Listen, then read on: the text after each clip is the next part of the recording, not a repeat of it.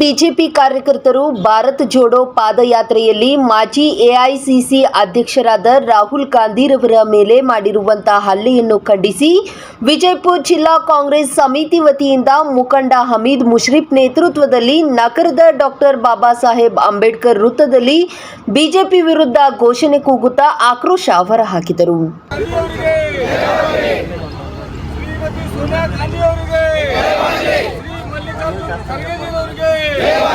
ಶ್ರೀ ಡಿ.ಕೆ. ಶಿವಕುಮಾರ್ ಸಾಹೇಬರಿಗೆ, ಶ್ರೀ ಸಿದ್ದರಾಮಯ್ಯ ಸಾಹೇಬರಿಗೆ, doctor MB. Patil ಸಾಹೇಬರಿಗೆ, ಶ್ರೀ ರಾಹುಲ್ ಗಾಂಧಿ ಅವರಿಗೆ, ಕಾಂಗ್ರೆಸ್ ಪಕ್ಷಕ್ಕೆ ಕಾಂಗ್ರೆಸ್ ಧಿಕ್ಕಾರ ಧಿಕ್ಕಾರ,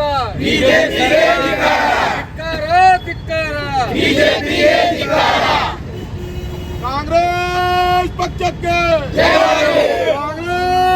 ಪಕ್ಷಕ್ಕೆ ಅಸ್ಸಾಂ ಬಿಜೆಪಿ ಸರ್ಕಾರಕ್ಕೆ, ಅಸ್ಸಾಂ ಮುಖ್ಯಮಂತ್ರಿ ವಿಶ್ವಾಸ್ಗೆ, ಅಸ್ಸಾಂ ಮುಖ್ಯಮಂತ್ರಿಗೆ, ಬಿಜೆಪಿ ಸರ್ಕಾರಕ್ಕೆ, ಕೇಂದ್ರ ಬಿಜೆಪಿ ಸರ್ಕಾರಕ್ಕೆ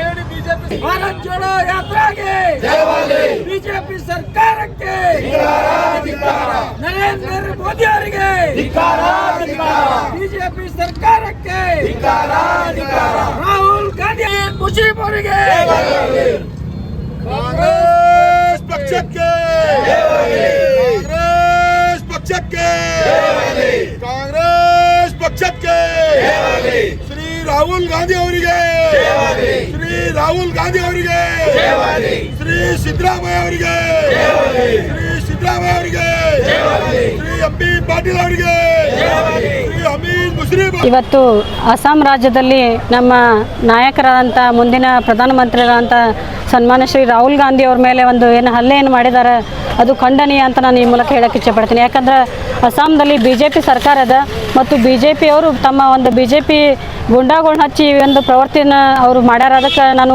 ಧಿಕ್ಕಾರವನ್ನು BJP ಸರ್ಕಾರಕ್ಕೆ ಹೋಗ್ತಾ ಇದ್ದೀನಿ. ಯಾಕಂದರೆ ಇವತ್ತು ನೋಡ್ಬೋದು ನೀವು ಯಾವ ರೀತಿ ಕರ್ನಾಟಕದಲ್ಲಿ BJP ಅವರಿಗೆ ಒಂದು ಮೊನ್ನೆ ನಡೆದಂಥ ವಿಧಾನಸಭಾ ಚುನಾವಣೆಯಲ್ಲಿ ಬುದ್ಧಿಯನ್ನು ಕಲಿಸಿದ್ರು, ಅದೇ ರೀತಿ ಇವತ್ತು ದೇಶದಲ್ಲಿ BJP ಅವರಿಗೆ ಬುದ್ಧಿ ಕಲಿಸುವಂಥ ಒಂದು ಅವ್ರನ್ನ ಮನೆಗೆ ಕಳಿಸುವಂಥ ಕಾಲ ಜಾಸ್ತಿ ಇಲ್ಲ, ಸಮೀಪದಲ್ಲಿದೆ. ವಿನಾಶ ಕಾಲಕ್ಕೆ ವಿಪರೀತ ಬುದ್ಧಿ ಅನ್ನೋ ಹಾಗೆ BJP ಅವರು ಈ ಒಂದು ಗುಂಡಾ ಪ್ರವೃತ್ತಿಯನ್ನು ಬಿಡಬೇಕು.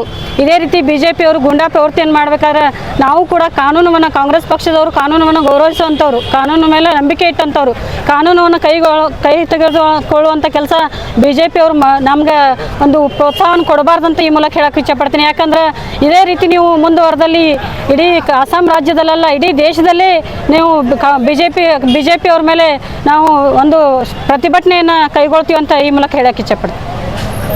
ಹೆಂಡತಿ ಇರಲಾರ್ದು ಕೂಡ ನಿನ್ನೆ ನಮ್ಮ ನರೇಂದ್ರ ಮೋದಿಯವರು ಮೂರ್ತಿ ಸ್ಥಾಪನೆಗೆ ಅವರು ಬಂದಿದ್ದರು ಮತ್ತು ಅವ್ರು ಇರಲಾರ್ದು ಕೂಡ ಪೂಜೆ ಆಯಿತು. ಯಾವ ಥರ ಅಂತ ನಿಮ್ಮ ಅನಿಸಿಕೆ ಏನಿದೆ? ಈಗ BJP ಅವರು ನಾವು ಆಸ್ತಕ್ಕೆ ಅಂದರೆ ಹೆಸರಿಗೆ ಮಾತ್ರ ನಾವು ದೇಶಭಕ್ತಿ, ದೇಶ ಸಂಸ್ಕೃತಿ, ಮಹಿಳೆಯರು ಅಂತ ಭಾವನೆ ಮಾಡ್ತಾರೆ. ಆ್ಯಕ್ಚುಲಿ ಅವರ ಬ್ರಾಹ್ಮಣರ ಪದ್ಧತಿಯಲ್ಲಿ ಅಥವಾ ಪೂಜೆ ಮಾಡೋರ ಪದ್ಧತಿಯಲ್ಲಿ ಏನಿದೆ ಅಂತ ಅವರೇ ಅರ್ಥ ಮಾಡ್ಕೋಬೇಕು. ಇವತ್ತು ತಾವೇ ಒಂದಿಷ್ಟು ಜನರಿಗೆ ಕೂಗಿದೆ ಹೆಂಡತಿ ಇಲ್ಲ ಅದು ಇಲ್ಲ ಅಂತೇಳಿ, ಅದನ್ನು ನಾವು ಹೇಳಕ್ಕೆ ಇಚ್ಛೆಪಡಲ್ಲ. ಯಾಕಂತಂದ್ರೆ ಒಂದು ಪೂಜೆಯನ್ನು ಮಾಡಬೇಕಾದದ್ದು ಒಬ್ಬರ ಅರ್ಚಕರು. ಇವತ್ತು ತಾವು ಒಬ್ಬ ಪ್ರಧಾನಮಂತ್ರಿಯಾಗಿ ಆ ಒಂದು ಪೂಜೆಯನ್ನು ತಾವು ಮಾಡೋದು ಸರಿ ಅಲ್ಲ ನಮ್ಮ ಪ್ರಕಾರ. ಯಾಕಂದ್ರೆ ಒಬ್ಬರು ಅರ್ಚಕರ ಕಡೆಯಿಂದ ಮಾಡಿಸ್ಬೇಕಾಗಿತ್ತು. ಒಂದು ರೀತಿ ನನಗೆ ಇವತ್ತು ನಿನ್ನೆ ಏನು ಪೂಜೆ ಮಾಡಿದ್ರಲ್ಲ ಅದ್ರ ಬಗ್ಗೆನೇ ನನಗೆ ವಿರೋಧ ಇದೆ. ಯಾಕಂದ್ರೆ ಇವತ್ತು ಅದು ಗುಡಿ ಏನದಲ್ಲ, ಗುಡಿ ಪೂರ್ತಿ ಆಗಿಲ್ಲ. ಇವತ್ತು ರಾಮ ಮಂದಿರ ಪೂರ್ತಿ ಕಟ್ಟಿದ ಮೇಲೆ ಅದ್ರ ಒಂದು ಪೂಜೆಯನ್ನು ಆಗಬೇಕಾಗಿತ್ತು. ಇವರೊಂದು ತಾವು ರಾಜಕೀಯಕ್ಕೋಸ್ಕರ, ಚುನಾವಣೆಗೋಸ್ಕರ, ತಮ್ಮ ಒಂದು ಮುಂದಿನ ಓಟಿಗೋಸ್ಕರ ಇವತ್ತು ತರಾತುರಿಯಲ್ಲಿ ಒಂದು ಪೂಜೆಯನ್ನು ಮಾಡಿ ಅದ್ರ ಪೂಜೆ ಅರ್ಚಕರೇ ತಾವೇ ಆಗಿ ಇದು ಸರಿ ಅಲ್ಲ. ನಾವು ಕರ್ನಾಟಕದವರು, ಬಸವನಾಡಿನವರು, ಬಸವ ತತ್ವದವರು.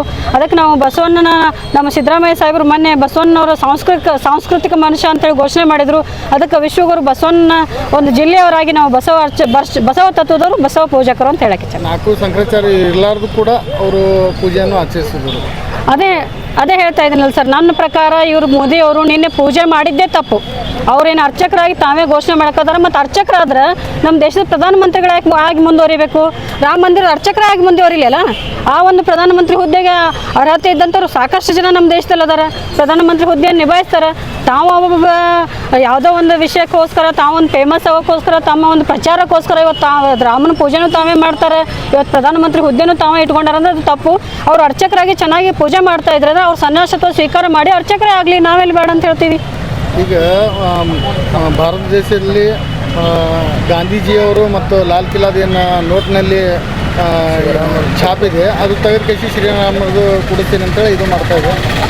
ಅದನ್ನು ಅದ್ರ ಬಗ್ಗೆ ಸರ್, ಅದು ಆ ರೀತಿ ಮಾಡಿದ್ರೆ ಅದನ್ನು ಕೂಡ ನನ್ನ ಪ್ರಕಾರ ತಪ್ಪು. ಯಾಕಂದ್ರೆ ಭಾರತ ದೇಶ ಏನದ ಎಲ್ಲ ಜಾತಿ, ಎಲ್ಲ ಧರ್ಮ, ಎಲ್ಲ ಸಂಸ್ಕೃತಿ ಎಲ್ಲವನ್ನು ಹೊಂದಿದಂಥ ನಮ್ಮ ದೇಶ. ಯಾವುದೇ ಒಂದು ಜಾತಿಗೆ, ಯಾವುದೇ ಒಂದು ಸೀಮಿತವಾದಂಥ ಒಂದು ಪಕ್ಷಕ್ಕೆ ಸೀಮಿತವಾದಂಥ ಒಂದು ಜಾತಿಗೆ ಸೀಮಿತವಾದಂಥ ದೇಶ ನಮ್ಮದಲ್ಲ. ಹಾಗಾಗಿ ಇವತ್ತು ಅವತ್ತೇನು ನಮ್ಮ ಮಹಾತ್ಮ ಗಾಂಧೀಜಿಯವ್ರ ಒಂದು ಅವತ್ತು ಗಾಂಧೀಜಿ ಒಂದು ಯಾವುದೇ ಜಾತಿ, ಯಾವುದೇ ಪಕ್ಷಕ್ಕೆ ಸೀಮಿತ ಅಲ್ಲ. ಹಾಗಾಗಿ ಅದು ಒಂದು, ಮತ್ತು ಪಾರ್ಲಿಮೆಂಟ್ನೂ ಕೂಡ ಯಾವುದೇ ಒಂದು ಜಾತಿ ಪಕ್ಷಕ್ಕೆ ಸೀಮಿತ ಅಲ್ಲ. ಆ ರೀತಿ ಒಂದು ನೋಟಿನ ಮೇಲೆ ಒಂದು ಅಚ್ಚೇನು ಹಾಕ್ಬೇಕಾದ್ರೆ ಸಾವಿರ ಸಲ ಯೋಚನೆ ಮಾಡಿ ಅದನ್ನು ಕಾನೂನು ಪ್ರಕಾರ ಅದು ಸರಿ ಆಗ್ತದಂತ ಅವತ್ತು ಮಾಡಿದಂಥ ಒಂದು ಪದ್ಧತಿ. ಇವತ್ತು ಮೋದಿ ಅವರು ಬಂದು ಅದನ್ನು ತೆಗೆದು ಮತ್ತೊಂದು ಹಾಕ್ತಾರೆ, ಅದನ್ನು ತೆಗೆದು ಇನ್ನೊಂದು ಹಾಕ್ತಾರೆ. ತಮ್ಮ ವೈಯಕ್ತಿಕ ಓಟಿಗೋಸ್ಕರ ಈ ರೀತಿ ಹಾಕೋದು ಸರಿಯಲ್ಲ.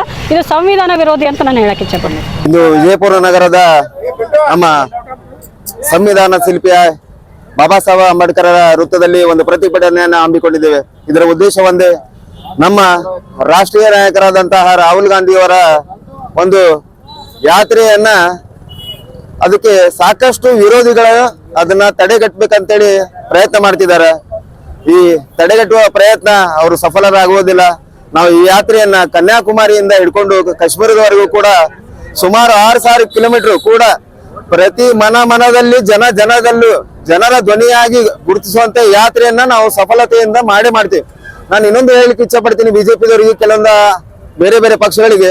ನಾನು ಮೊದಲು RTI ಕಾರ್ಯಕರ್ತ, ನಾನು ಕೇಳ್ತಿದ್ರು ಯಾಕೆ ಸರ್ ಬಿಜೆಪಿ ಬಿಟ್ಟು ಕಾಂಗ್ರೆಸ್ ಜಾಯ್ನ್ ಆಗಿದ್ದೀರಂತ. ನಾನು ಒಂದು ಮಾತು ಹೇಳ್ತೀನಿ, RTI ತಂದವರೇ ಕಾಂಗ್ರೆಸ್ ಪಕ್ಷದವರು, ಅದನ್ನ ಮನದಟ್ಟು ಮಾಡ್ಕೋಬೇಕು. ಅಲ್ಲಿ RTI ಕಾರ್ಯಕರ್ತರಿಗೆ ಬೆಲೆ ಇಲ್ಲ. ಯಾಕಂದ್ರೆ ತಿನ್ನೋದು ಹಗಣದ ಸರಮಾಲೆ, ಆ ಸರಮಾಲೆಯನ್ನ ಬಿಚ್ಚಿಟ್ಟಾಗ ಏನ್ ಮಾಡ್ತಾರಂದ್ರೆ ಸುಮ್ನಿರಪ್ಪ, ಹಂಗ್ ಮಾಡ್ಬೇಡಪ್ಪ. ನಾನು ಒಂದು ಹೇಳಿಕ್ಕೆ ಇಚ್ಛೆ ಪಡ್ತೀನಿ ನರೇಂದ್ರ ಮೋದಿ ಅವರಿಗೆ, ಸರ್ ನಿಮ್ಮ ಸರ್ಟಿಫಿಕೇಟ್ ಅನ್ನ ತಂದ್ಕೊಡಿ. ವಿದ್ಯಾಭ್ಯಾಸದ ಸರ್ಟಿಫಿಕೇಟ್ ಅನ್ನ RTI ಅಲ್ಲಿ ಕೇಳಿದ್ರೆ ಅದನ್ನ ಬದಿಗೊತ್ತಿ ಅದನ್ನ ಮೊಟಕುಗೊಳಿಸ್ತೀರಿ. ಅದೇ ರಾಹುಲ್ ಗಾಂಧಿ ಅವರನ್ನ ಒಂದು ಕುಚೇಷ್ಟೆ ರೀತಿಯಿಂದ ಈ ವಾಟ್ಸಪ್ ಅನ್ನುವಂತಹ ಯೂನಿವರ್ಸಿಟಿಯಲ್ಲಿ ಬಳದಂತಹ ಸಾಕಷ್ಟು ವಿದ್ಯಾರ್ಥಿಗಳಿಗೆ ಏನು ಬಿಜೆಪಿ ಇಂಡಿಯಾದಾರಲ್ಲ, ಅವ್ರಿಗೆ ಒಂದೇ ಒಂದು ಮಾತು ಹೇಳಲಿಕ್ಕೆ ಇಚ್ಛೆ ಪಡ್ತೀನಿ. ಈ ಭಾರತ್ ಜೋಡೋ ಯಾತ್ರಾ ಅಟ್ಟು ಪ್ರತಿ ಜನರ ಮನದಲ್ಲಿ ಒಂದು ಹಚ್ಚ ಹಸಿರಾಗಿ ಕಾಂಗ್ರೆಸ್ ಪಕ್ಷದ ಮಾಡಿದಂತ ಸರಮಾಲೆಯಂತೆ ಇರುವಂತಹ ಒಂದು ನಮ್ಮ ಭಾರತ ದೇಶದಲ್ಲಿ ವಿವಿಧತೆಯಿಂದ ಕೂಡಿದಂತ ಒಂದು ಜನ ಹಾಗೂ ಪ್ರದೇಶಗಳಲ್ಲಿ ವಿವಿಧ ರೀತಿಯಿಂದ ಕಷ್ಟ ಕಾರ್ಪಣ್ಯಗಳನ್ನ ಅನುಭವಿಸ್ತಿರ್ತಾರೆ. ಈ ಯಾತ್ರೆ ನಮಗೋಸ್ಕರ ಅಲ್ಲ, ಕಾಂಗ್ರೆಸ್ ಪಕ್ಷದಗೋಸ್ಕರ. ಇದು ಪ್ರತಿ ಜನರ ನಾಡಿ ಮಿಡಿತವನ್ನ ಅರಿಯುವಂತಹ ಕಾರ್ಯಕ್ರಮ. ಯಾಕೆ ಹೊಟ್ಟೆ ಕಿಚ್ಚಾಗ್ತಿದೆ? ಜನರ ನಾಡಿ ಮಿಡಿತ ಅರ್ಥ ಹೋದ್ರೆ ಮುಗಿದೋಯ್ತಲ್ಲ, ಎಲೆಕ್ಷನ್ ಮುಗಿದೋಯ್ತಲ್ಲ ಅನ್ನೋ ರೀತಿಯಲ್ಲಿ ನಾವು ಧರ್ಮದ ಪರವಾಗಿ ಎಲೆಕ್ಷನ್ ಅಜೆಂಡಾ ಇಟ್ಕೊಂಡು ಮಾಡೋರಲ್ಲ, ಜನರ ನಾಡಿ ಮಿಡಿತವನ್ನ ಹಿಡ್ಕೊಂಡು ನಾವು ಪಕ್ಷವನ್ನ ಮುನ್ನಡೆಸೋರು. ಇದು ಏನೇ ಆಗ್ಲಿ, ನಾವು ರಾಹುಲ್ ಗಾಂಧಿ ಅವರ ಸಮ್ಮುಖದಲ್ಲಿ ಈ ರಾಷ್ಟ್ರವನ್ನ ಕಟ್ಟಲಿಕ್ಕೆ ನಾವು ಬಯಸ್ತೇವೆ. ಇವತ್ತು ವಿಜಯಪುರ ಜಿಲ್ಲಾ ಕಾಂಗ್ರೆಸ್ ಸಮಿತಿ ವತಿಯಿಂದ ಈ ಏನು ನಮ್ಮ ರಾಷ್ಟ್ರೀಯ ನಾಯಕರಾದ ಸನ್ಮಾನ್ಯ ರಾಹುಲ್ ಗಾಂಧೀಜಿಯವರು ಭಾರತ್ ನ್ಯಾಯ ಜೋಡೋ ಯಾತ್ರಾ ಕಾರ್ಯಕ್ರಮ ಆಸಾಂನಲ್ಲಿ ಒಂದು ನಡೀತಿರ್ಬೇಕಾದ್ರೆ ಅದಕ್ಕೆ ಈ ಭ್ರಷ್ಟ ಬಿಜೆಪಿ ಸರ್ಕಾರ, ಜನವಿರೋಧಿ ಸರ್ಕಾರ ಹಾಗೂ ಸಂವಿಧಾನ ವಿರೋಧಿ ಸರ್ಕಾರ ಏನೈತಲ್ಲ ಆಸಾಂನಲ್ಲಿ ಬಿಜೆಪಿ ಸರ್ಕಾರ, ರಾಹುಲ್ ಗಾಂಧಿ ಅವರಿಗೆ ಮುಂದೆ ಹೋಗದೆ ತಡೆದಿದೆ. ಅದಕ್ಕಾಗಿ ಇವತ್ತು ನಾವು ಅದನ್ನ ಖಂಡಿಸಿ ಒಂದು ಪ್ರತಿಭಟನೆಯನ್ನು ಮಾಡ್ದೇವಿ. ಈ ಒಂದು ಭ್ರಷ್ಟ ಬಿಜೆಪಿ ಸರ್ಕಾರಕ್ಕೆ ನಾವು ಒಂದ್ ಮಾತು ಹೇಳಿಕ್ ಇಷ್ಟಪಡ್ತೀನಿ.